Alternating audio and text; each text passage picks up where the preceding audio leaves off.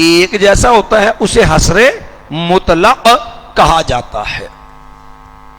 چلے جی. فمن اضطر، پر جو شخص مجبور کر دیا جائے، یعنی مجبور ہو، غیر باغین ولا عاد، نہ وہ سرکشی کا والا ہو بغایابگی سے، یعنی دیدہ دنستہ جان بوجھ کے وہ حرام کی طرف بڑھنے والا، ولا عاد، نہ وہ حد سے تجاوز کرنے والا.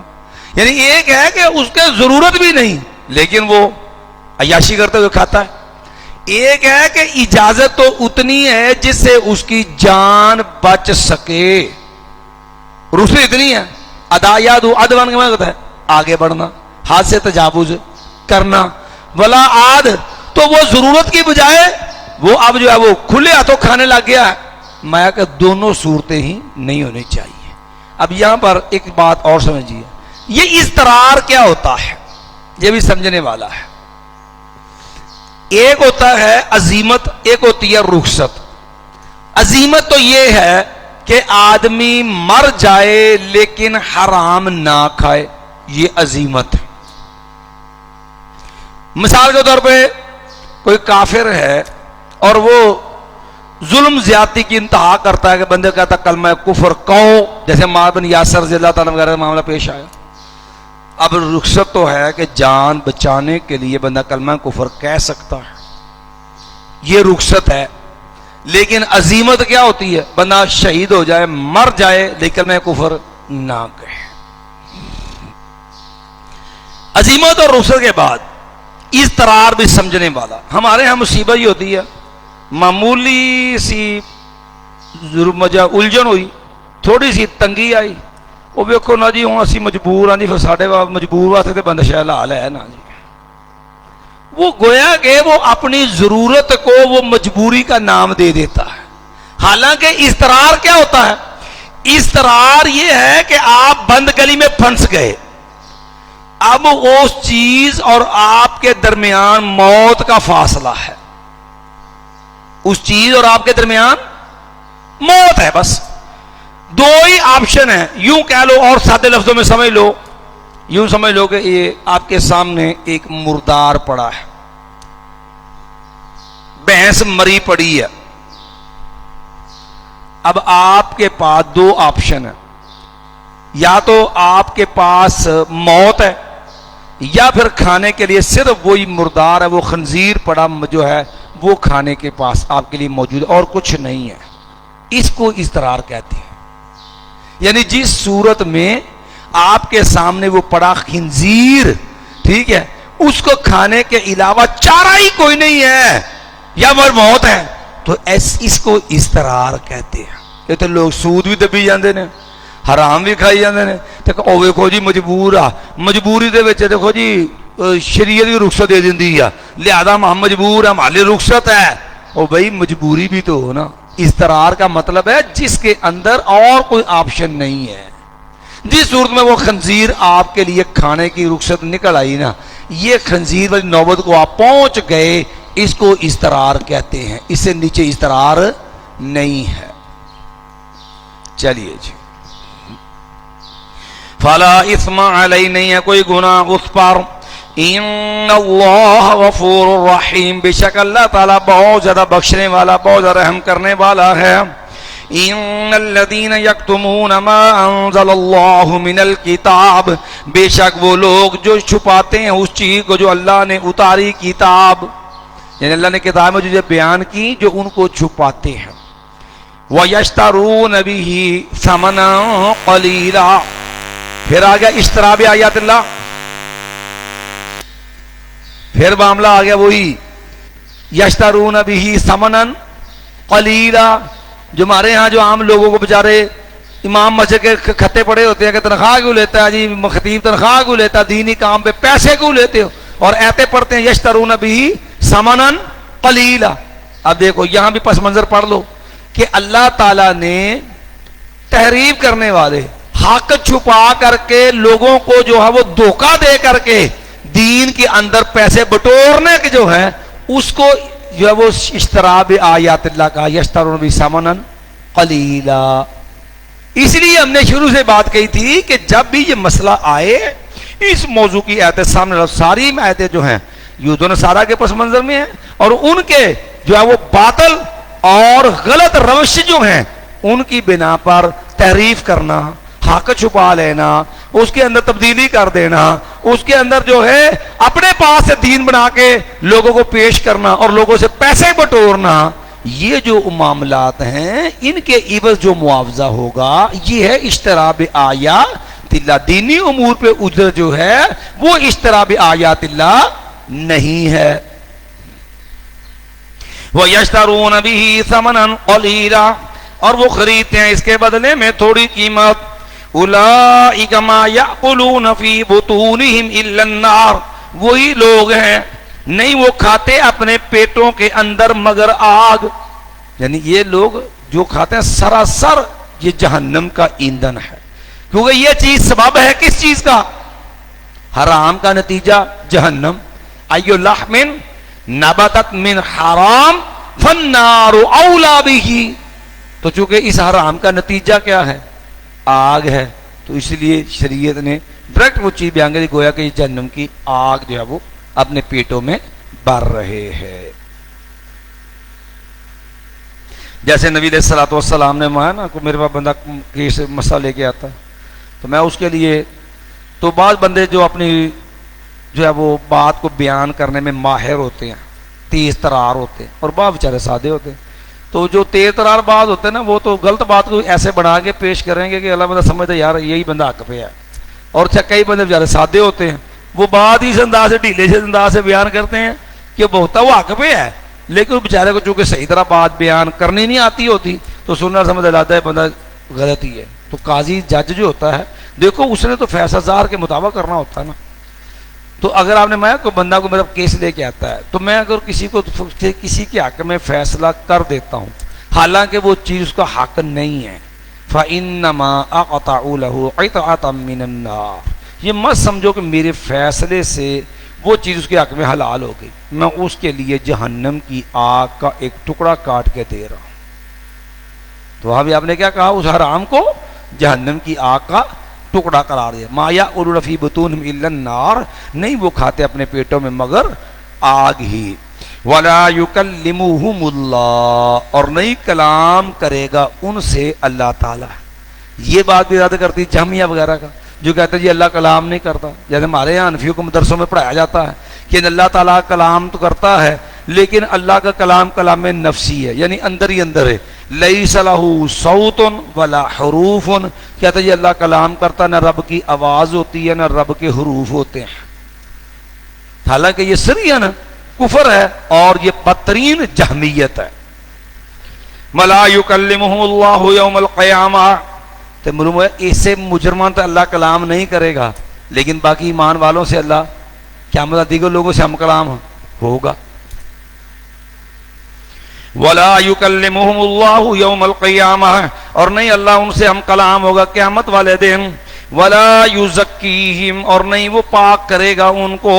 وَلَهُمْ عَذَابٌ علیم، اور ان کے لیے دردناک عذاب ہے. اولئک الذین اشتروا الضلالۃ بالہدی، وہی لوگ ہیں انہوں نے خرید لیا گمراہی کو ہدایت کے بدلہ میں. ہدایت چھوڑ کے انتخاب کیا کس کا؟ گمراہی کا. والعذاب بالمغفرۃ، اور یہی لوگ ہیں جنہوں نے خرید لیا عذاب کو بخشش اور مغفرت کے بدلہ میں.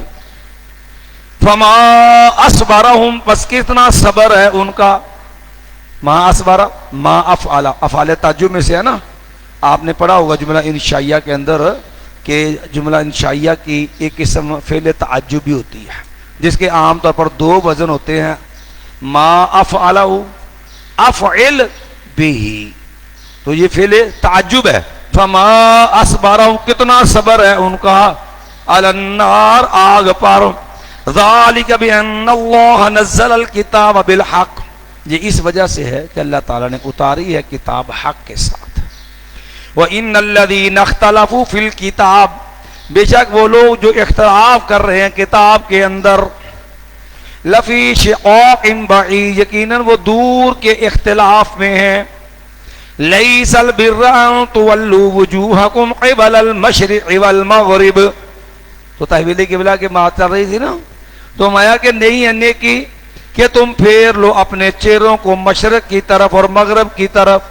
یعنی اصل چیز قبلے کی طرف، یہ کبھی بیت اللہ کی طرف منہ، کبھی بیت المقدس کی طرف منہ. او بھائی اصل چیز نیکی جہت کی طرف منہ کرنا نہیں ہے، اصل تو اللہ کے حکم کی پیروی اتباع ہوتی ہے. مایا نیکی یہ نہیں ہے کہ تم مشرق کی طرف منہ کر لو یا مغرب کی طرف تم منہ کر لو. وَلَكِنَّ الْبِرَّ مَنْ آمَنَا، لیکن نیکی جو ہے وہ آدمی، اب یہاں پر مضاف محذوف ہے، لکنہ کی خبر جو ہے، اصل عبارت بنتی ہے جو یہ محذوف نکال کے بنائے تو لَكِنَّ الْبِرَّ بِرُّ مَنْ آمَنَ بِاللَّهِ، یعنی نیکی تو اس شخص کی نیکی ہے، اصل نیکی وہ، اصل نیک وہ آدمی ہے.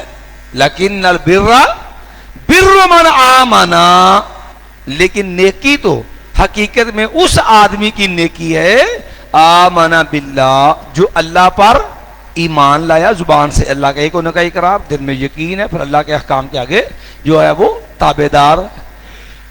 والیوم الآخر، پھر اس پہ جواب دہی کا احساس ہے، آخرت میں ایمان رکھتا ہے، مجھے زندہ کر کے اٹھایا جائے گا، وہاں پر پھر حساب دینا پڑے گا، اور وہ جزا و سزا کا دینا ہے، اچھے کو اس کی اچھائی کی سزا کا صلہ ثواب، اور برے کو اس کی برائی کی سزا جو ہے وہ ملے گی.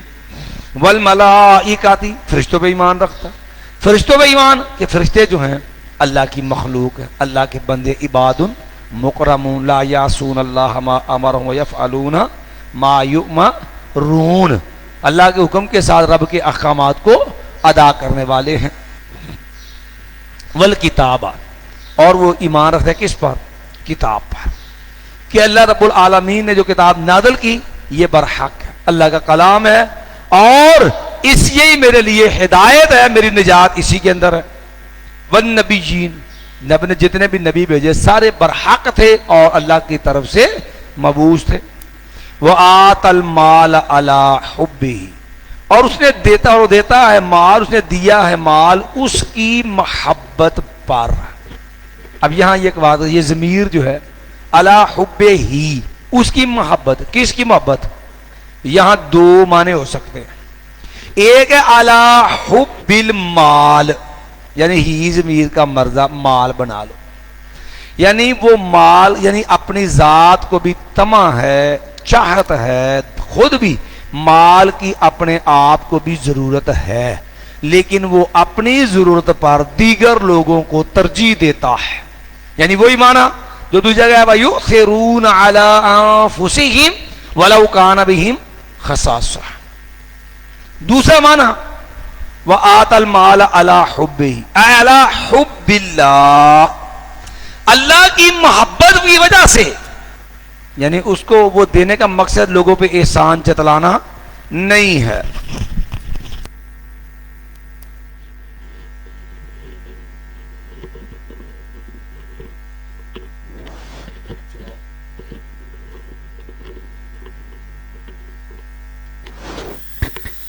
دینے کا مقصد جو ہے وہ احسان جتلانا نہیں ہے.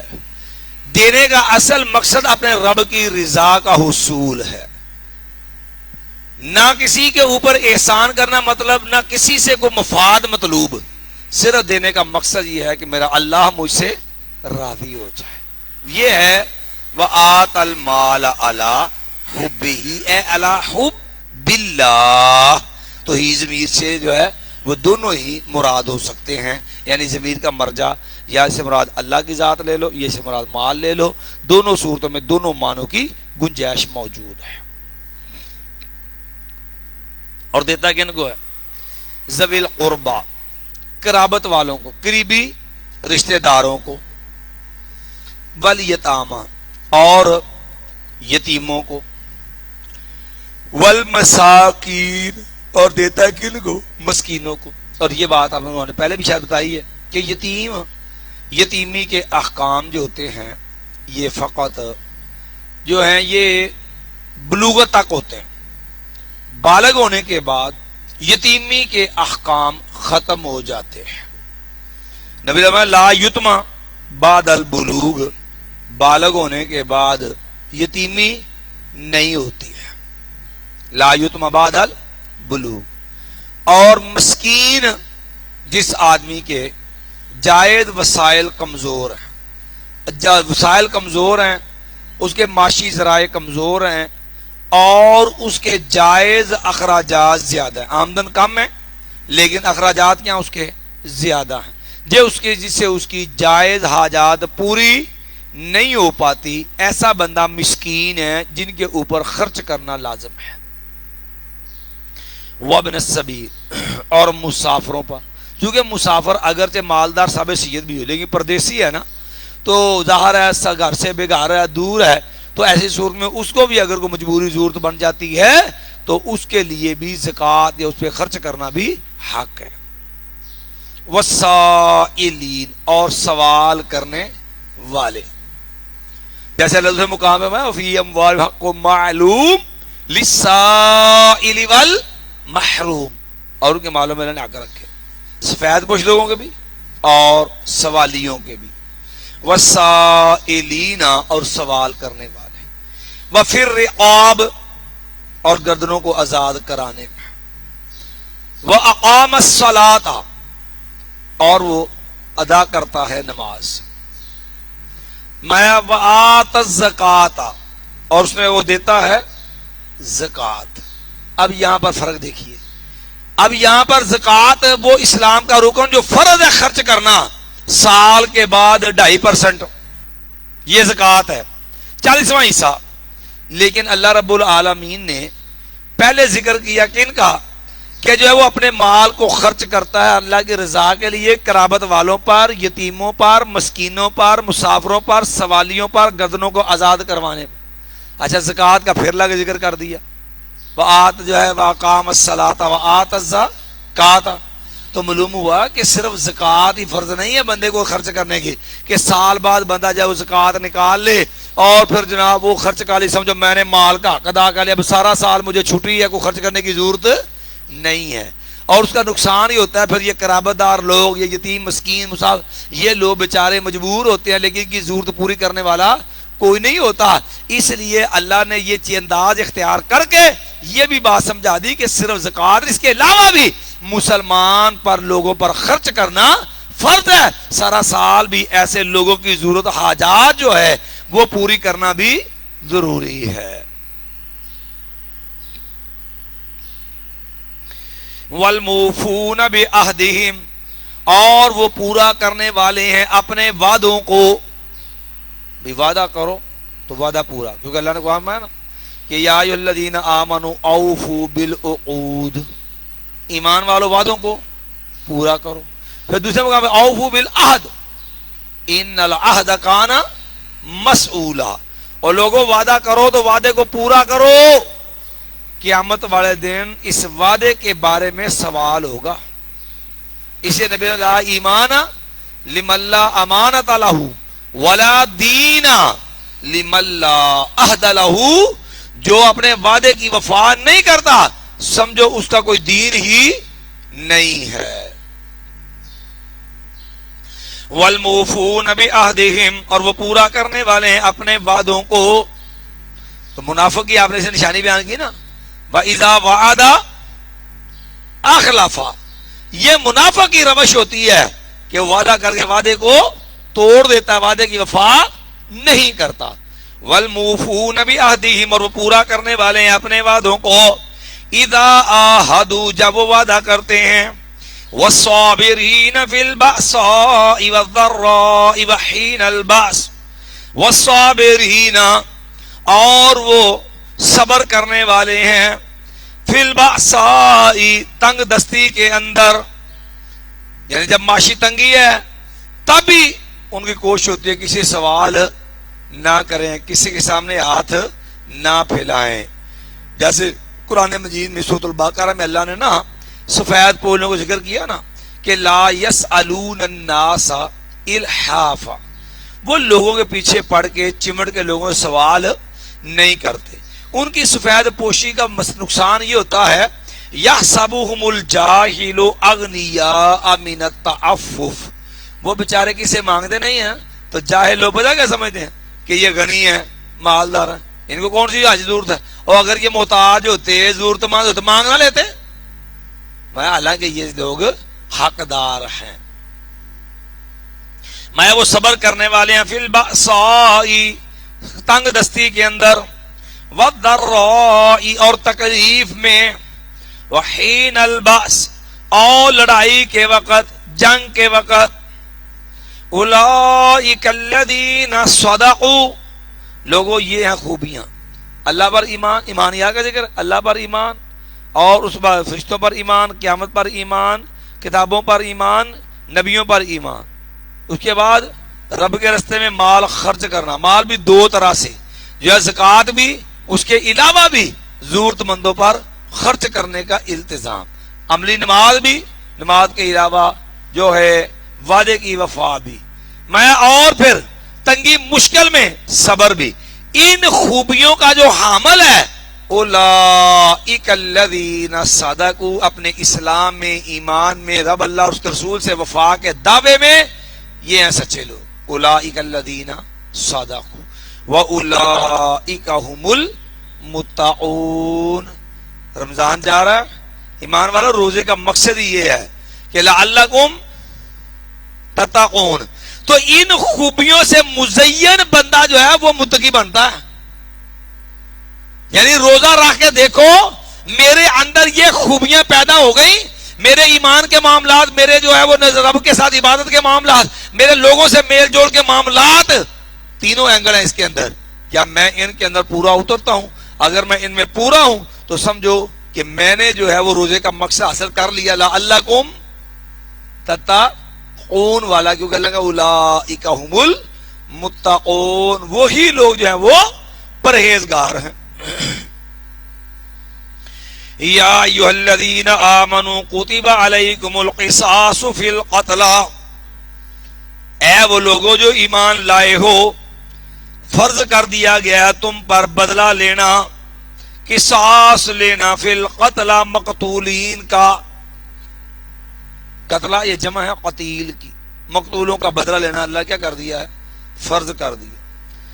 الحر بالحر، آزاد جو ہے وہی آزاد ہے، بالحر آزاد کے بدلہ میں، یعنی آزاد کے بدلے میں وہی آزاد قتل ہوگا جس نے قتل کیا ہے، والعبد بالعبد، اور غلام جو ہے وہ وہی غلام ہے، بالعبد غلام کے بدلہ میں، یعنی جس غلام نے مارا ہوگا وہی غلام جواب میں قتل کیا جائے گا، ٹھیک ہے جی۔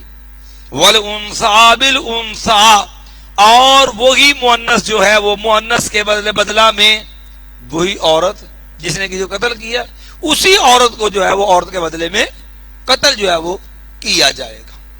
اب یہاں پر ایک اشکال ہے، اشکال یہاں یہ بنتا ہے کیا مطلب ہے؟ اچھا اگر مرد عورت کو مار دے پھر قصاص نہیں ہے، عورت مرد کو قتل کر دے پھر قصاص نہیں ہے، کیا غلام آزاد کو مار دے پھر قصاص نہیں ہوگا؟ آزاد غلام کو مار دے پھر قصاص نہیں ہوگا؟ یاد ہے قصاص ہوگا۔ اصل میں ان آیات کے اندر جاہلیت کی ایک بد روش جو ہے اس کی تردید مطلوب ہے۔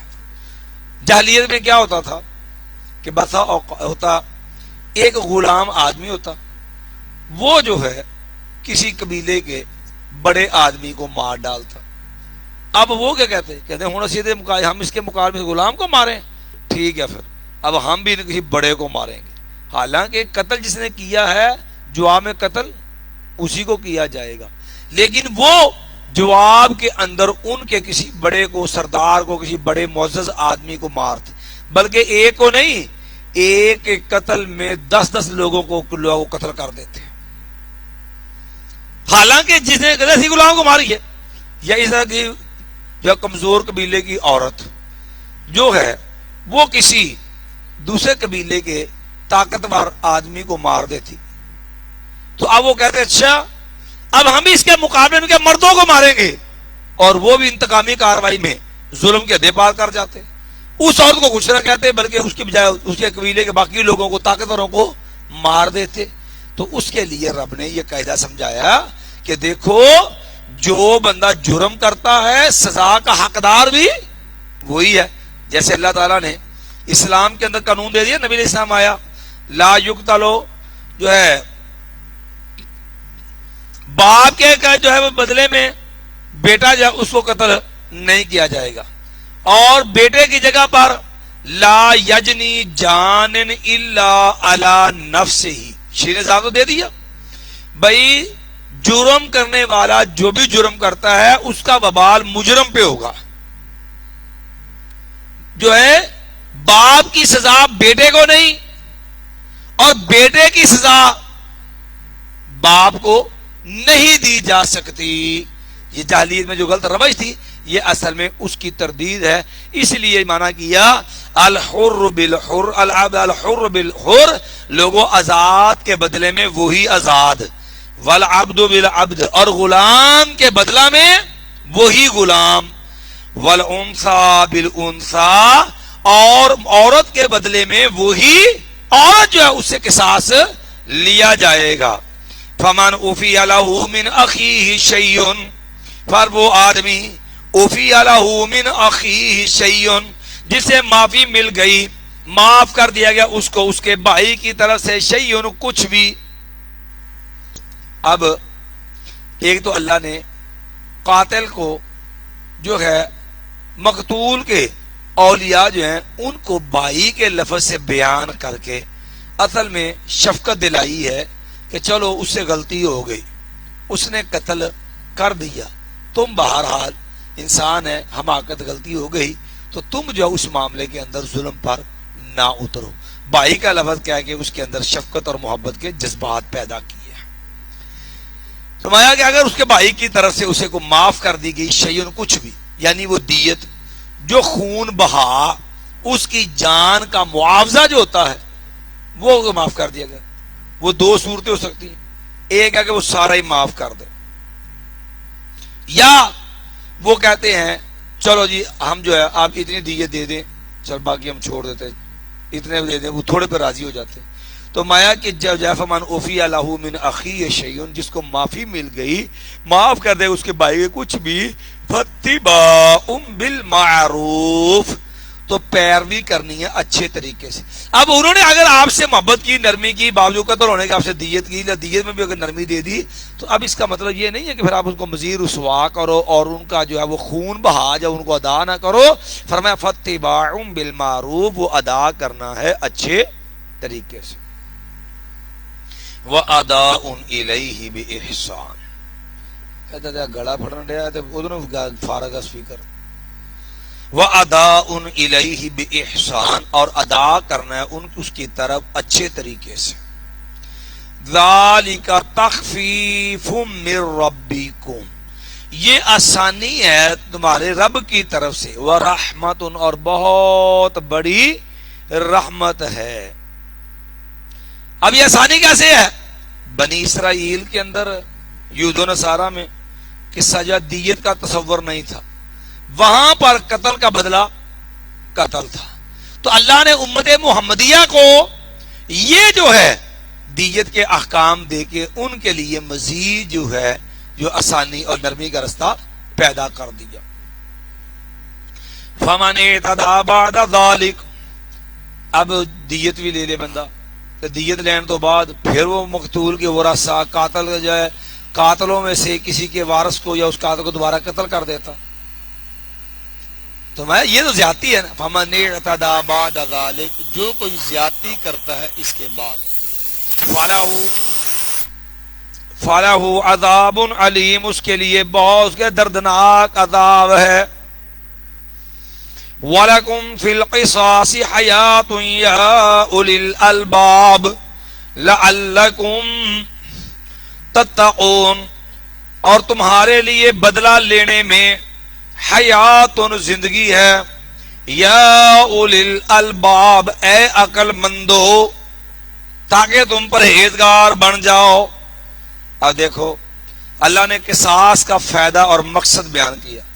لوگوں اگر معاشروں میں امن چاہتے ہو, اگر معاشروں کے اندر جو ہے اپنی عزت و جانوں کا تحفظ چاہتے ہو پھر قصاص کا نظام نافذ کرو.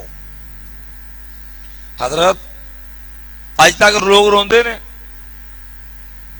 جناب 100 بندے کا قاتل یہاں پکڑا گیا جس نے تیزاب کے اندر بچوں کو گال دیا. وہ اقبال نامی بندہ پکڑا گیا 100 بچے کو گال ڈالا.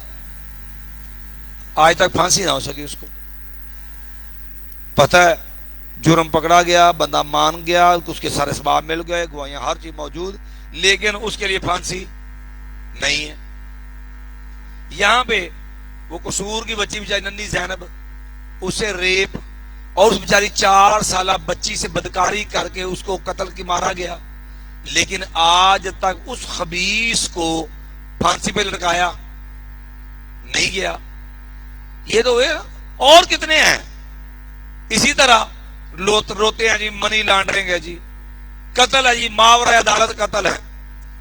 یہ آپ کے حکمران چیک کر لو, ان کی ہسٹریاں بڑی تباہ کن پریشان کن ہیں, سمجھے ہیں. ان میں کسی کا بھی دامن صاف نہیں ہے, الا من رحم ربی, شاد و نادر ہوں گے. وگرنہ یہ سیاستدان جتنے بھی باریاں لینے والے ہیں باری باری, وہ نونیے ہوں, وہ لیگیے ہوں, وہ یوتھیے ہوں, وہ جو بوتھیے ہوں, یہ جتنے بھی بدماش ہیں نا سارے, ان کا معاملہ سارے پریشان کن ہے. اپنے جب یہ قانون میں آ گئے تو پھر مخالفوں کو ماورائے عدالت قتل. پھر معاملہ یہ پیچھے وہ کیا سندھ میں پکڑا گیا تھا بندہ جو پیپل پارٹی کا تھا, اور وہ پولیس افسر تھا, لیکن سرے عام وہ پیپل پارٹی کی بنیاد بدماشی کا تھا, قتل کرتا تھا. اسی طرح ادھر رانے میں سناولا گیا, اس کے اپنے بدماش ہیں, شباش کے اپنے بدماش ہیں, باقیوں کے اپنے بدماش ہیں. ہر اپنے اپنے بدماش پالے ہوتے ہیں, ان سے ماورا عدالت قتل کرواتے ہیں. قانون کوئی نہیں, قصاص کوئی نہیں, کس سے پوچھو گے؟ نتیجہ غریب پستا ہے, جو مر جائے اس کا ہاتھ کوئی نہیں. پھر جس کے ہاتھ میں تلوار کلاشن آتی ہے, گن آتی ہے, پھر وہ اپنے انتقام پہ خود کھڑا ہو جاتا. پھر کہتے جی آپ نے بدلہ کیوں لیا؟ بھئی تم نے جو ہے قانون کو اسلام کا نام لے کر کے اسلامی قانون نافذ کیا ہوتا, مظلوم کو اس کے ظلم کا حق جو ہے وہ مداوا کیا ہوتا, تم نے ظالم کو نشان عبرت بنایا ہوتا, مظلوموں کو اس کو سکون مل جاتا کہ ہمارے جا چلو ہمارا قاتل مارا گیا, ہمیں سکون ہو گیا. لوگوں کو امن ہوتا کہ ہمیں کو ہاتھ ڈالے گا تو اس کی جان نہیں محفوظ ہوگی. جب انہیں پتا ہے کہ بھئی کوئی بات نہیں, خیر یہ پاکستانی عدالتیں ہیں, کوئی بات نہیں, یہاں جو عدل کے سوا ہر چیز مل جاتی ہے, صرف عدل نہیں ہے اس میں, یہ سلب ماخذ والی عدالتیں ہیں. یہ وہ عدالتیں جس میں عدل نہیں ہے, باقی سارا کچھ ہی ہے. جیسے دودھ ہے نا, یعنی یہ وہ دودھ ہے جس میں سفیدی نہیں ہے, باقی سارا کچھ ہی ہے, وہ دودھ کیا ہوگا؟ تو جب جو ہے رب کا قانون نافذ, اور اوپر سے بکواس کرتے ہیں پھر آ کر کے اپنے یورپ کے آقاؤں کو خوش کرنے کے لیے.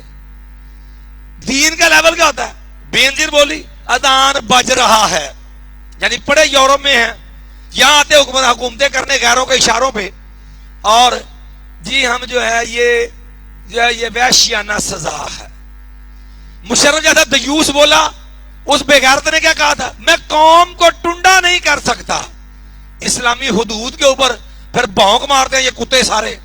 حالانکہ رب نے کیا کہا؟ وَلَكُمْ فِي الْقِصَاصِ حَيَاةٌ يَا أُولِي الْأَلْبَابِ, تمہارے لیے جو ہے بدلہ لینے کے اندر زندگی ہے اے عقل مندو. اور سعودیہ جیسا بھی ہے, کمیاں کوتاہیاں بندوں میں ہوتی ہیں, غلطیاں بھی ہیں ان میں, کمزوریاں بھی ہیں ان کے اندر, اور ٹوٹا پھوٹا کچھ نہ کچھ قصاص کا نظام ہے. جاؤ جا کے سعودیہ کا امن و امان چیک کر لو, سعودیہ کا جا کر کے امن و امان چیک کرو, کچھ نہ کوئی قصاص کا نظام تو ہے نا ان کے اندر. ضرورت نہیں ہے جلدی کسی کو ہاتھ اٹھا جائے, کوئی قتل کر جائے. ہمارے ہاں یہ ظلم ہے کہ لوگوں کے اندر جو ہے جس کی لاٹھی اس کی بحث. مایا والا فی القصاص حیات یا اولی الالباب, جیسے جو ہے بدلہ لے, تمہارے لیے بدلہ لینے میں زندگی ہے اے عقل مندو, تاکہ تم جو ہے بچ جاؤ. کتب علیکم, فرض کر دیا گیا ہے تم پر, اذا حضر احدکم الموت, جب تم میں سے کسی ایک کو موت کا وقت آن پہنچے. یعنی یہ نہیں کہ موت آ جائے، مر گیا تو پھر کیا وصیت کرنا، یعنی موت کا وقت اس پہ آ جائے، موت کے آثار اس پہ آ جائیں۔ فرض کر دیا تم پر جب تم میں کسی ایک کو موت کا وقت حاضر ہو جائے، ان ترک خیرا الوصیۃ للوالدین، کہ اگر وہ چھوڑ جائے کچھ مال تو وصیت کرنا ہے للوالدین، والدین کے لیے، والاقربین، اور قرابت دار قریبی رشتہ داروں کو، بالمعروف، اچھے طریقے کے ساتھ، حقا علی المتقین، یہ فرض ہے پرہیزگاروں پر۔ اب مسئلہ آ گیا کہ اس آیت کا حکم کیا ہے۔ بعض اہل علم کا کہنا ہے کہ یہ آیت جو ہے نا کتب علیکم اذا حضر احدکم الموت، وہ کہتے ہیں کہ یہ آیت منسوخ ہے۔ کس سے؟ وہ دوسری آیت سے خدا نے وصیت کر دی، یوصیکم اللہ فی اولادکم للذکر مثل حظ الانثیین، چونکہ اللہ نے خود وصیت کر دی آگے، لہذا یہ اس آیت سے منسوخ ہے۔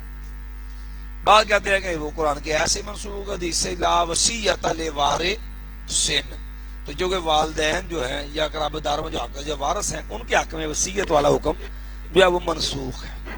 لیکن یاد رکھیے یہ منسوخ نہیں ہے آیت، اس کو منسوخ بنانے کی بھی ضرورت نہیں ہے۔ دیکھو والدین کئی طرح کے ہوتے ہیں، ان کی کئی کنڈیشنیں ہوتی ہیں، حالتیں ان کی مختلف ہوتی ہیں۔ والدین کافر بھی ہوتے ہیں، بعض کے والدین کافر ہوتے ہیں، بعض کے والدین غلام ہوتے ہیں، اب غلام جو وارث نہیں بنتا، اب کافر جو ہے وہ مسلمان کا وارث نہیں بنتا، پھر نانا ہے، نانی ہے، ماں والدین کے زمرے میں آتے ہیں نا، تو حقیقی والدین کے ہوتے ہوئے نہ نانی وارث بننی ہے نہ ہی نانا وارث بننا ہے۔ اب وہ جو حقیقی والدین کے ہوتے ہوئے جب یہ وارث نہیں بنتے تو ایسی صورت اگر وہ ضرورت مند ہیں، وہ حاجت مند ہیں، والدین کسی کافر ہیں، تو ان کے اس نے سلوک واقع ہے نا ان کے ساتھ۔ جیسے ماں اسماء آئی نا، تو نبی اسماء بنت امیس کہنے لگے یا رسول اللہ صلی اللہ علیہ وسلم میری ماں مکے سے آئی اور ایک عرصے کے بعد آئی ہے، اور وہی راغباتن، یا رسول اللہ وہ دین اسلام سے برگشتہ ہے، دین اسلام کو نہیں مانتی۔ تو آئی کس لیے تھی؟ ماں اسماء پوچھنے آئی تھی کہ آقا کیا اس کے ساتھ میں کو اچھا سلوک برتاؤ کروں؟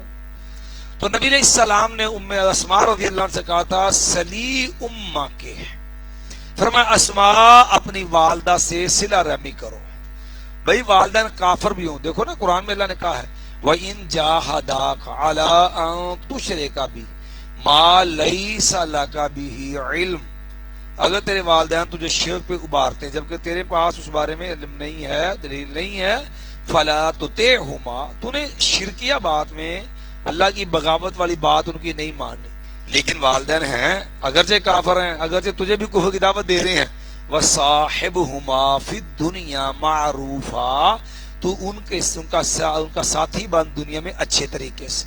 کافر والدین بھی ہوں ان کے ساتھ بھی حسن سلوک، اچھا برتاؤ کیا ہوتا ہے؟ فرض ہوتا ہے۔ تو اگر والدین کافر ہیں تو یہ وصیت ان کے حق میں بھی ضروری ہے، کیونکہ اگر وہ کمزور ہیں، معاشی طور پہ غریب ہیں، تنگ دست ہیں، تو اب وہ آپ کے وارث تو نہیں بننے کیونکہ آپ مسلمان ہیں، وہ کافر ہیں، تو ان کے حق میں وصیت ہو سکتی ہے۔ اسی طرح والدین غلام ہیں، تو اب غلام والدین جب وہ ذات کے وارث نہیں ہیں تو ان کو وصیت کیا ہے، ان کے حق میں وصیت کی جا سکتی ہے۔ اس طرح نانی نانا ہے تو باپ کے ہوتے ہوئے حقیقی والدین کے اب نانی نانا وارث نہیں ہے، لیکن بیچارے ضعیف ہیں، وڈیرے ہیں، محتاج ہیں، ضرورت مند ہیں، تو جو کہ وہ بھی والدین کے حکم میں آتے ہیں، تو بھئی ان کے لیے وہ فرضی حصہ تو نہیں ہے، لیکن ان کے حق میں کوئی وصیت کر جاؤ تاکہ ان کی ضرورت حاجت کیا ہو جائے، پوری ہو جائے۔ تو اگر اس معنی کو سامنے رکھیں گے تعارض بھی نہیں آتا، منسوخ قرار دینے کی ضرورت بھی نہیں بنتی ہے۔ ہاں عام معاملے کے اندر اگر آدمی کو یہ اندیشہ ہے کہ معاملہ گڑبڑ ہوگا، پھر اپنی وصیت لکھ کے رکھے۔ یا نبی علیہ السلام نے فرمایا جس کے پاس کوئی مال ہے اور وہ اس میں وصیت کرنا چاہتا ہے، مایا کو اس کے لیے 2 راتیں بھی ایسی نہیں گزرنی چاہیے الا وصیتہ مکتوبۃ، مگر دیکھو اس کی وصیت اس کے پاس لکھی ہونی چاہیے۔ اگر آپ کا وصیت کا کوئی ارادہ ہے تو پھر سستی نہ کیجیے، جس کے معاملے میں کرنا اس کو لکھ کر کے رکھ لیجئے تاکہ آپ کے بعد اس میں اختلاف نہ ہو، حقدار کو اس کا حق مل جائے۔ للوالدین والاقربین، والدین کے لیے، قریبی رشتہ داروں کے لیے، بالمعروف، اچھے طریقے، حقا علی المتقین، یہ فرض ہے کن پر؟ متقین پر۔ فمن بدلہ بعد ما سمعہ، اب ظاہر ہے وصیت یا تو بندہ لکھ کے کرتا ہے یا بندہ کو گواہ بنا لیتا ہے، کیونکہ کوئی بھی چیز جو ہوتی ہے مالی معاملات، اس کے دو طریقے بتائے نا، کہ اس کو محفوظ کرو لکھ کر کے اور اوپر گواہ بنا کر کے۔ اب جو لوگ موجود تھے جن کے سامنے بات ہوئی، ان کی کوئی نیت بدل گئی یا وہ کسی کے ساتھ طرفداری میں آ گئے، دونوں صورتیں ہوتی ہے نا۔ مایا فمن بدلہ بعد ما سمعہ، پر جو کوئی آدمی وہ تبدیل کر دیتا ہے اس وصیت کو، بعد ما سمعہ، اس کو سننے کے بعد، فإنما اسمہ علی الذین یبدلونہ، جو وصیت کرنے والا کر گیا وہ مجرم نہیں ہے، بعد میں جس نے گڑبڑ کی، جس نے اس کو نافذ نہیں ہونے دیا، جس نے اس میں تبدیلی کر دی، اپنی من مرضی سے اس میں سے کوئی اڑا لیا یا اس کو غلط معاملہ موڑ دیا کہ نہیں جی یہ نہیں ہے کیا سی، اس کا مقصد یہ تھا فلاں کو یہ چیز ملے، حالانکہ وصیت والے کی بات کچھ اور تھی، تو مایا ایسی صورت میں وصیت کرنے والے پر گناہ نہیں، جو وصیت کے اندر گڑبڑ کر رہا ہے، اس حکم کو بدل رہا ہے، یہ بندہ مجرم ہوگا۔ فإنما اسمہ علی الذین یبدلونہ، ان اللہ سمیع علیم، بے شک اللہ بہت زیادہ سننے والا، بہت زیادہ جاننے والا ہے۔ فمن خاف من موص جنفا او اثما، اب دوسری صورت ہو گئی، ایک ہے کہ گواہ وہ گڑبڑ کرتے وصیت میں، دوسری ہے کہ وصیت کرنے والا خود جو ہے وہ غلط اینگل اختیار کر جائے، غلط انداز اختیار کر جائے۔ مایا فمن خاف، جس کو اندیشہ، جو ڈر گیا، من موص، وصیت کرنے والے سے، جانفن، طرفداری سے، جانف ہے نا وہ مائل ہونا، ایک جانب کھنچ جانا، کہ وہ اب طرفداری کر رہا ہے، حالانکہ سب کو برابر دینا چاہیے، ایک جگہ دینا چاہیے، تو بجائے اس کے وہ ایک کو جو ہے جس کے ساتھ پیار زیادہ ہے، جس کے مفاد زیادہ ہے، جدھر اس کے دیگر معاملات ہیں، وہ ان کی طرف جو ہے وہ زیادہ چیز دینے کی کوشش کر رہا ہے، جو وصیت کرنے ڈرتا ہے طرفداری سے، او اسمن، یا گناہ سے، یعنی یا وہ گناہ جو ہے وہ اپنے مفاد کی وجہ سے وہ غلط کام کر رہا، یا اس کو غلطی لگ گئی ہے وصیت کے معاملے کے اندر، گناہ اس من کا معنی۔ فاصلح بینہم، تو اب وہ آدمی جو اوپر ذمہ دار ہے، جس نے آگے وصیت کا نفاذ کرنا ہے، مثال کے طور پہ وہ اولاد بیٹے کے حق میں وصیت کر گیا، اب وارث سے وصیت نہیں ہوتی، تو اب وہ کہتا ہے یہ وصیت نافذ نہیں ہوگی، ٹھیک ہے، یا وصیت 1/3، 1/3، زیادہ سے زیادہ جو مال ہے نا شریعت میں، وہ زیادہ سے زیادہ جو وصیت بندہ کر سکتا ہے نا، وہ 1/3 ثلث مال، کل مال کا تیسرا حصہ 1/3 کر سکتا ہے، بلکہ بہتر چوتھا حصہ کرے، تیسرا حصہ بھی نہ کرے۔ جیسے سعد بن ابی وقاص تھے نا، جب بیمار ہو گئے تو نبی علیہ السلام سے کہنے لگے یا رسول اللہ میری ایک ہی بیٹی ہے اور موت جو ہے وہ اس کے اثار میں، زندگی بڑی تکلیف دے ہے، موت کے اثار لگ رہے ہیں، تو میں چاہتا ہوں میں سارا مال اللہ کی راہ میں صدقہ کر دوں، تو آپ نے میں نہیں کہنا یا رسول اللہ پھر میں نصف ماں یہ بھی زیادہ، کہنے لگے یہ 16، آپ نے کہا بس 1600 کثیر، تیسرا حصہ بھی زیادہ ہے، بلکہ چوتھا حصہ وصیت کرو۔ پھر آپ نے میں انتظر ورثتک اغنیاء، تو اپنے ورثاء کو مالدار چھوڑ کے، اپنے بچوں کو، بیوی کو، ان کو مالدار چھوڑ کے جائے، خیر، یہ زیادہ بہتر ہے، من انتظرہم آلتاً، بجائے اس کہ ان کو محتاج چھوڑ کے جائے، یتکففون الناس، وہ لوگوں سے بیچارے جو اب اپنی حاجتیں پوری کرتے رہے، لوگوں سے مانگتے رہے، میں اس سے بہتر اپنی اولاد کو مالدار چھوڑ کے جاؤ۔ تو آپ نے جو وصیت میں حد بندی کی ہے، زیادہ سے زیادہ 1/3 مال، ثلث مال بندہ یہ وصیت کر سکتا، تو اب اگر اس نے ثلث سے زیادہ وصیت کر دی، فاصلح، تو وہ جو وصیت نافذ کرنے والا اس کو درست کر دیتا ہے، بھئی 1/3 تک تڑا حق ہے، تو شرع وصیت جائز ہی نہیں ہے۔ فاصلح بینہم، وہ صلح کر درستگی کر دیتا ہے ان میں، فلا اثم علیہ، تو کوئی گناہ نہیں ہے اس پر، ان اللہ غفور الرحیم، بے شک اللہ تعالیٰ بہت بخشنے والا، بہت رحم کرنے والا ہے۔ یا ایھا الذین آمنوا کتب علیکم الصیام، اے وہ لوگوں جو ایمان لائے ہو، فرض کر دیے گیا تم پہ روزے، روزہ، یہ سیام، ساما یسوم صومن و سیامن، یہ مصدر ہے، یعنی یہ سیام صوم کی جمع نہیں ہے، ترجمہ بنے گا اے ایمان والو فرض کر دیا گیا تم پہ روزہ، روزے نہیں ہے، یہ صوم کی جمع بھی سیام ہی آتی نا، لیکن یہ سیام مصدر ہے، اور جو ہے یہاں ہمارا بھی مصدر والا کریں گے اے وہ لوگوں جو ایمان لائے ہو تم پہ روزہ فرض کر دیا گیا ہے۔ اور روزہ کیا ہوتا ہے؟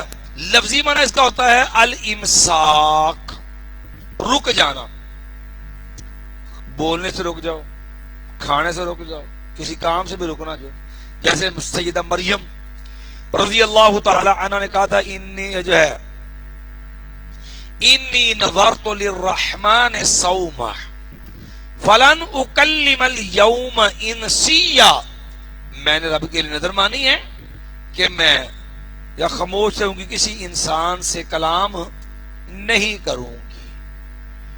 لفظی معنی ہوتا ہے امساک، اور شریعت کے اندر اس کا معنی ہوتا ہے طلوع فجر سے لے کر کے غروب آفتاب تک جائز حلال جو ممنوعات چیزیں شریعت نے منع کی ہیں ان سے بھی رب کی رضا کے لیے باز رہنا، یہ ہوتا ہے روزہ۔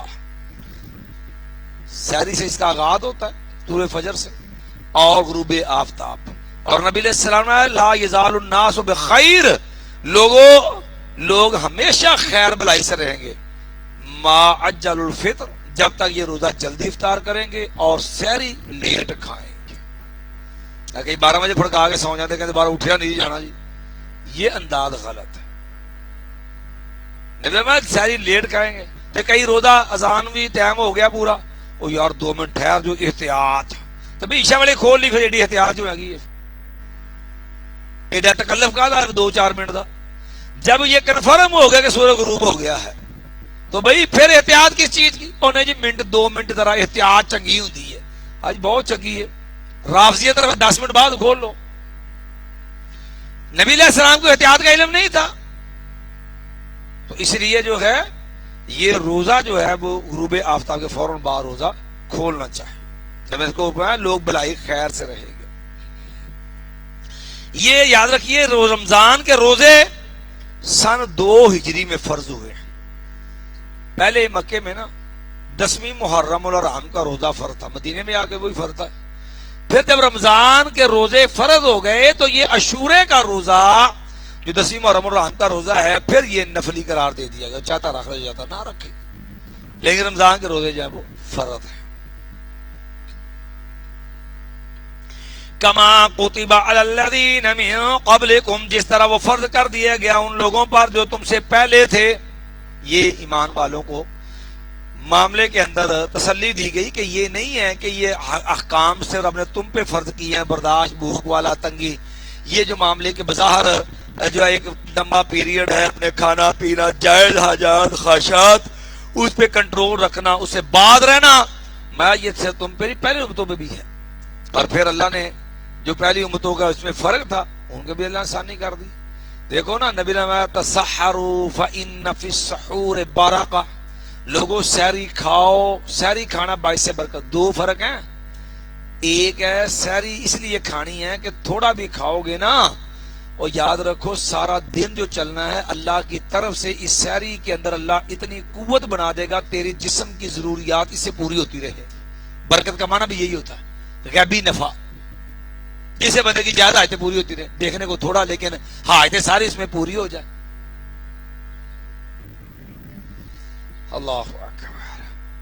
اور دوسرا، پہلے لوگوں پہ فرض تھا روزہ، لیکن ان کا روزہ جو ہوتا تھا نا وہ 8 پہرا ہوتا تھا، ان میں سحری نہیں ہوتی تھی۔ نبی نے فرمایا فصل ما بین صیامنا و صیام اہل الکتاب اقلۃ السحر، لوگوں ہمارے اور اہل کتاب کے روزے میں، یہودی عیسائیوں کے روزے میں فرق کیا؟ سحری کھانے کا فرق ہے۔ تو اس لیے جو ہے کما کتب علی الذین من قبلکم، لعلکم تتقون، تاکہ تم پرہیزگار بن جاؤ، ایام معدودات، اور چند گنتی کے دنوں تک. یعنی یہ روزے فرض کب کر گئے ہیں؟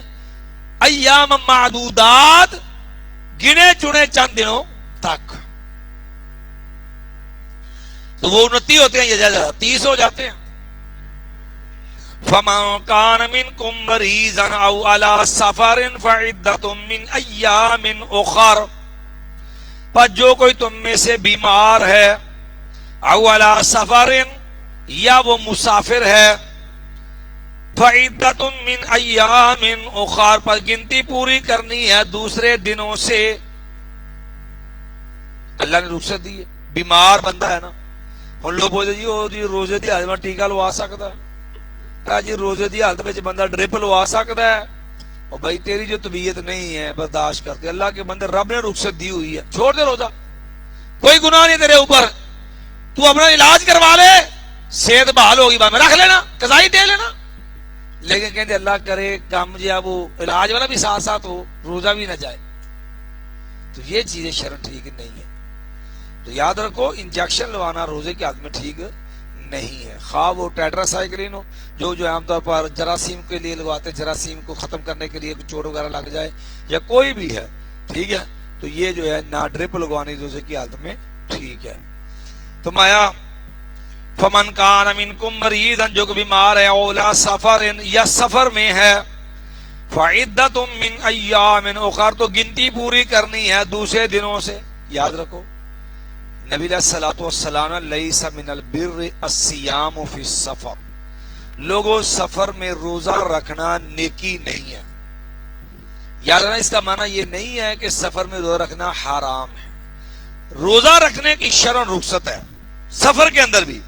ہاں ایسا روزہ جو اس کے لیے پریشانی تکلیف کا باعث بن جائے وہ ناجائز نہیں ہے.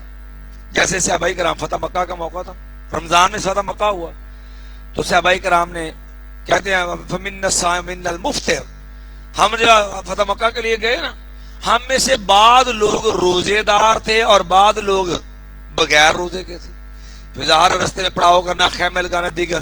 تو اب جن کا روزہ تھا وہ تو بیچارے بھوک سے نڈال تھے، اور دیگر جو تھے وہ پھر جو انہوں نے محنتیں کی تو وہ اجر میں بہرحال وہ آگے نکل جاتے ہیں معاملے کے اندر. تو ایسی صورت کے اندر یہ بھی دلیل ہے کہ سفر میں روزہ حرام نہیں ہے. ہاں سفر میں روزہ ممنوع کب ہے؟ جیسے ایسی صورت جیسے نبی نے بندے کو دیکھا نا کہ وہ گرا پڑا، بے ہوش ہوا پڑا، اس پر لوگوں نے سایہ کیا ہوا تھا، کہ دھوپ تھی، لوگوں نے اس پر سایہ کیا ہوا تھا، تو پتہ چلا کہ یہ روزے دار تھا اور بے ہوش ہو گیا. تو ایسا روزہ جو انسان کی ہمت طاقت ختم کر دے سفر میں، اور انسان کے لیے وہ روزہ پورا کرنا جو ہے وہ اذیت اور تکلیف کا باعث بن جائے، ایسی صورت کے اندر سفر میں روزہ رکھنا نیکی نہیں ہے. یہی مطلب ہے لیس من البر الصیام فی السفر. ونفیذ مانا کہ سفر بھی بڑے آرام دہ ہیں، پھر بہترین اے سی، گرمیوں کے اندر بھی اے سی گاڑیاں بہترین قسم کی، پرسکون بندہ سویا جائے لیٹا جائے پرواہ ہی. اور پہلے دور کی تھوڑی گاڑیاں ہیں کہ جہاں جانوروں کے اوپر بیٹھے ہیں اور دھچکے پہ دھچکا اور لمبے سفر اور دھوپ اور آدمی کو گرمی سے تپش سے بچنے کے لیے خاطر کا اسباب نہیں ہوتے، تو لا محالہ وہ بڑا اذیت ناک سفر ہوتے تھے. تو اس کے مقابلے بڑے آرام دہ. تو اس لیے کوئی بندہ سفر میں روزہ رکھنا چاہتا ہے بھائی رکھ لے. ہاں اگر اذیت کا باعث ہو پھر رکھنا ٹھیک نہیں ہے، پھر چھوڑ دے. وَعَلَى الَّذِينَ يُطِيعُونَهُ فِدْيَةٌ طَعَامُ مِسْكِينٍ، اور ان لوگوں پر یطیقون جو طاقت رکھتے ہیں اس کی، فدیۃ فدیہ ادا کرنا ہے، طعام مسکین ایک مسکین کا کھانا، یعنی روزانہ ایک سا جو ہے وہ جو ہے نصف سا جو ہے وہ 2 مد جو ہے وہ مسکین کو کھانا جو ہے وہ کھلا دے. 1 کلو اناج جو ہے 1.25 کلو اناج روز وہ غریب کو دے دے. اب یہ فدیہ جو ہے بعض اہل علم کا کہنا ہے کہ یہ حکم بھی منسوخ ہے. اکثر کا یہی ہے. کسے منسوخ ہے؟ آگے جو حکم آ رہا ہے فمن شاہد منکم الشہر فلیصمہ، جو رمضان کا مہینہ پالے وہ اس کے روزے رکھے. کہ شروع میں رخصت تھی، جو چاہتا روزہ رکھ لے، جو نہیں رکھنا چاہتا وہ فدیہ دے دے. بعد میں اللہ نے یہ فرض کر دیا ہمارے شاہد منکم الشہر فلیصمہ، جو رمضان کا مہینہ پالے اس کے اوپر جو ہے روزے رکھنا کیا ہے؟ فرض ہے۔ لیکن عبداللہ بن عباس رضی اللہ تعالیٰ اس کا معنی کرتے ہیں وَعَلَى الَّذِينَ يُطِيقُونَهُ کا معنی کرتے ہیں وَعَلَى الَّذِينَ يُطَوِّعُونَهُ يَتَجَشَّمُونَهُ، یعنی وہ اور ان لوگوں پر جو ہے اس روزے کی تکلیف محسوس کرتے ہیں، بوڑھے زیادہ ہو گئے ہیں، لاغر ہیں، مریض اتنے ہیں، ان پہ روزہ رکھنا ان کے بس کی بات نہیں ہے، ان کے لیے روزہ باعث مشقت ہے، تو وہ میں ان کے لیے فدیۃ طعام مسکین، 2 مد آدھا سا روزانہ 2 مسکین، 1 مسکین کا کھانا جو ہے۔ تو ایسی صورت جو ہے یہ مسکین کا جو کھانا ہے یہ روزانہ 1 ٹائم اس کو دے دیا جائے، کھلا دیا جائے۔ سیدنا انس رضی اللہ تعالیٰ عنہ جب بوڑھے ہو گئے نا تو انہوں نے آخری 1 سال یا 2 سال وہ گوشت کے ساتھ جو ہے وہ مسکین کو روزانہ یا اس کو کھانا جو ہے وہ دے دیا کرتے تھے۔ یہ سیدنا انس بن مالک رضی اللہ تعالیٰ عنہ تھے۔ تو ایسے ہمارے بزرگ جو بیچارے وڈیرے ایجڈ ہوتے ہیں، بڑی عمر میں چلے گئے، اب ان بیچاروں کے بس کی بات نہیں ہوتی کہ روزہ رکھ لے، برداشت کمزوری اتنی ہوگی کوئی ہمت نہیں ہوتی، یا ایسا دائمی مریض جس کی صحت براری کی توقع ہی نہیں ہے۔ عبداللہ بن عباس کے فتوے کے مطابق ان کی طرف سے فدیہ دیا جا سکتا ہے، ان کو رکھنے کی ضرورت نہیں ہے۔ اور امام نے عاشور نے التحریر و تقریر میں التحریر و تنویر جو ان کی تفسیر ہے، امام نے عاشور نے یہ لکھا ہے کہ یہ جو عبداللہ ابن عباس رضی اللہ عنہ کہتے ہیں وَعَلَى الَّذِينَ يُطَوَّقُونَهُ، کہ وہ لوگ جو روزہ رکھنے میں تکلیف محسوس کرتے ہیں، کہتے ہیں یہ یطوقونہ جو ہے نا، یہ نہیں ہے کہ یہ کوئی یہ عبار رضی اللہ نے یہ لفظ بطور تفسیر نہیں پڑھے، یہ لفظ بطور قرات نہیں بیان کی ہے کہ دوسری قرات میں یہ لفظ یطوقونہ، یہ یطوقونہ دوسری قرات نہیں ہے، بلکہ امام نے عاشور نے لکھا ہے کہ ابن عبار رضی اللہ نے اس کے بجائے اس کا یہ مفہوم بطور تفسیر بیان کیا ہے، یتشمونہ یطوعونہ، یہ مفہوم عبداللہ ابن عبار رضی اللہ تعالی عنہ بطور تفسیر جو ہے وہ کیا ہے۔ تو یہ ابن عباس کے فتوے کے مطابق اس کی رخصت ہے۔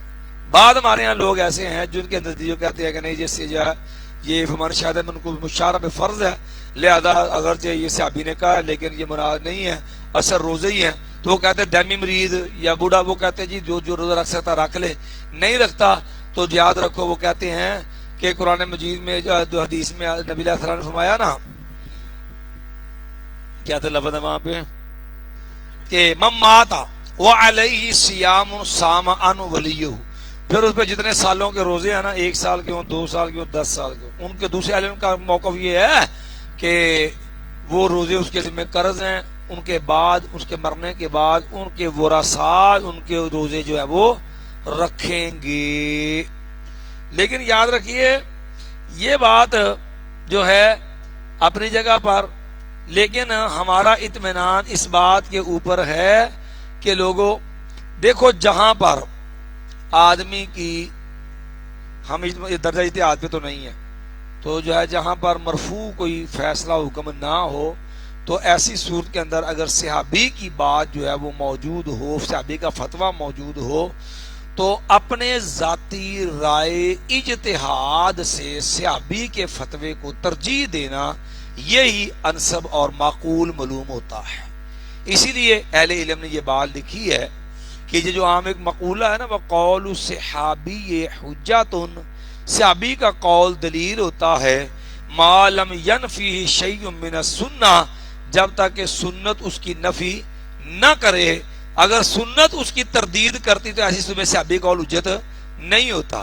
تو کہتے ہیں یہاں پر جو ہے یہ صحابی کا قول جو ہے وہ سنت کی اس کی نفی نہیں کر رہی، کیونکہ عام لوگوں پہ فرض ہے، یہ تو وہ لوگ ہیں جو معذور لوگ ہیں، یہ ان کا حکم بیان ہوا ہے، اس لیے وہ اسی بات کا فدیہ دے لے۔ ہمارا ذاتی اطمینان بھی یہی ہے کہ اس میں تشدد کی بجائے لوگوں کو جو ہے اگر جو ایسا مجبور ہو، لاچار ہو، اس کو فدیے کی رخصت دے دینی چاہیے۔ فمن تطوع خیرا، جو خوشی سے نیکی کرے، یعنی ایک کھانے کے ایک ٹائم کے کھانے زیادہ کھانا دے دیتا ہے، مایا فہو خیر اللہ، وہ زیادہ بہتر ہے اس کے لیے، وَأَن تَصُومُوا، اور روزے رکھنا جو ہے خیر لکم، یہ زیادہ بہتر ہے تمہارے لیے، اِن کنتم صادقین کنتم تعلمون، اگر ہو تم علم رکھتے تم جانتے ہو، شہر رمضان الذی انزل فیہ القرآن، رمضان کا مہینہ وہ ہے انزل فیہ القرآن، اتارا گیا اس کے اندر قرآن، یہاں پر تو بات قرآن مجید کی ہے، یاد رکھیے جو ہے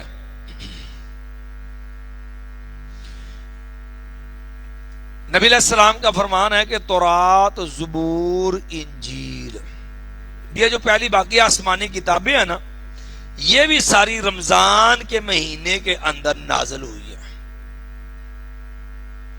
ان کے نزول کا مہینہ بھی رمضان المبارک ہی ہے، شہر رمضان الذی انزل فیہ القرآن، رمضان کا مہینہ، الذی وہ رمضان انزل فیہ القرآن میں قرآن اتارا گیا، ہدی للناس وبینات من الہدی، یہ رہنمائی کرنے والا ہے لوگوں کی، وبینات اور واضح دلائل ہیں ہدایت کے، والفرقان اور یہ قرآن فرق کرنے والا حق اور باطل کے درمیان، تو قرآن مجید قرآن کا رمضان سے گہرا تعلق ہے، اللہ نے روزوں کے درمیان میں قرآن کے نزول کا ذکر کیا ہے، اس لیے رمضان کے اندر تلاوت قرآن، قرآن پڑھنے کا، قیام کے اندر پڑھنے کا، قرآن سننے کا اہتمام کرنا چاہیے، اس لیے نبی کریم صلی اللہ علیہ وسلم ہر سال جبریل کے ساتھ رمضان میں قرآن کا دور کرتے تھے، جس سال نبی علیہ السلام فوت ہوئے اس سال جو رمضان گزرا، نبی صلی اللہ علیہ وسلم نے 2 مرتبہ جبریل امین سے قرآن مجید کا دور جو ہے وہ کیا ہے، ویسے بھی رسول اللہ صلی اللہ علیہ وسلم کے فرامین کی روشنی میں یہ بات واضح ہے کہ ایک مسلمان پر ہر مہینے میں کم از کم 1 دفعہ قرآن پڑھنا چاہیے، اس پہ حق ہے کہ وہ کم از کم 1 مہینے میں 1 مرتبہ قرآن مکمل کرے، دلیل اس کی عبداللہ ابن عمرو ابن عاص رضی اللہ تعالی عنہ تھے،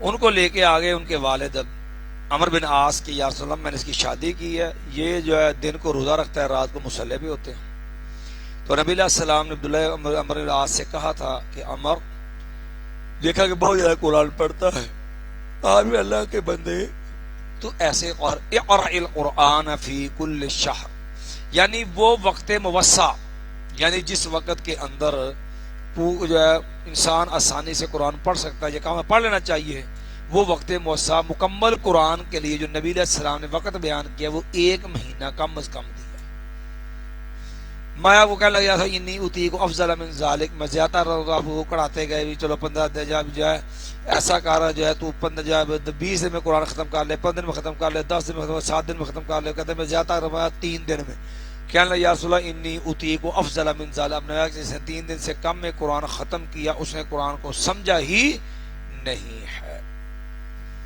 تو نبی علیہ السلام جو ہے رمضان غیر رمضان جو ہوتا، ہاں پڑھتے آپ 11 رکعات تھے، سنت رکعات جو ہے اس کا اہتمام کرتے، اس میں قرآن جو مکمل کیجئے جو ہے، لیکن سنت رکعات کے اندر جو ہے وہ اضافہ جائز نہیں ہے، باقی انشاءاللہ بات پہ پھر کل کریں گے، سبحان ربی حمدک اشہد ان لا الہ الا انت استغفرک و اتوب الیک۔